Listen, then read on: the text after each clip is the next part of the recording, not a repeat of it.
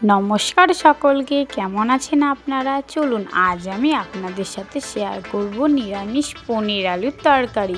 এই রেসিপিটি গরম ভাতে বা রুটির সঙ্গে খুবই ভালো লাগে। চলুন তবে রেসিপিটি দেখে নিন। আর এই রেসিপির মধ্যে এমন একটি জিনিস দেবে যা দিলে এই রেসিপিটির স্বাদ দ্বিগুণ বেড়ে যায়। চলুন তবে দেখে নিন। প্রথমে পনিরটি বাজার থেকে নিয়ে এসে এবার কড়াইয়ে তেল দিয়ে তেল গরম হয়ে আসলে একে একে পনিরের পিসগুলো দিয়ে দিল। এবার ভালো করে লাল লাল করে ভেজে নেবে। সেজন্য এপিট ওপিট করে ভালো করে লাল লাল করে ভেজে নিচ্ছে।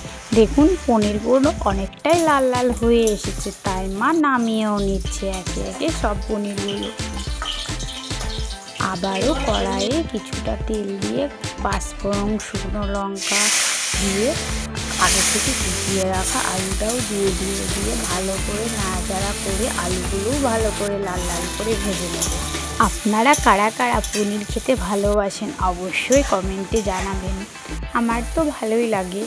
এবার ওই আলুর মধ্যে কিছুটা হলুদ গুঁড়োও দিয়ে ভালো করে নাড়াচাড়া করে দেখুন অনেকটাই লাল লাল হয়ে এসেছে।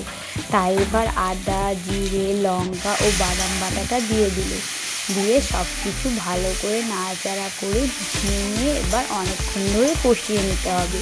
কারণ যতটা ভালো কষানো হবে এই রেসিপিটি খেতে ততটাই সুন্দর লাগবে।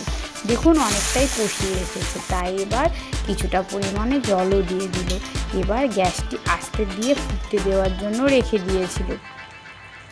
5 মিনিট পর ফুটে আসার পর আলুগুলো অনেকটাই সেদ্ধ হয়ে এসেছে, তাই আগে থেকে ভেজে রাখা পনিরটাও দিয়ে সব কিছু ভালো করে একটু মিশিয়ে নিয়ে নামিয়ে ফেললো আমাদের তৈরি নিরামিষ পনির আলুর তরকারি। আপনাদের এই রেসিপিটি কেমন লাগলো অবশ্যই জানাবেন। আর ভালো লাগলে অবশ্যই লাইক ও কমেন্ট করবেন। চ্যানেলটি সাবস্ক্রাইব করা না থাকলে অবশ্যই সাবস্ক্রাইব করবেন। আর আমার শাশুড়ি মায়ের রেসিপিগুলো আপনাদের কেমন লাগে অবশ্যই জানাবেন।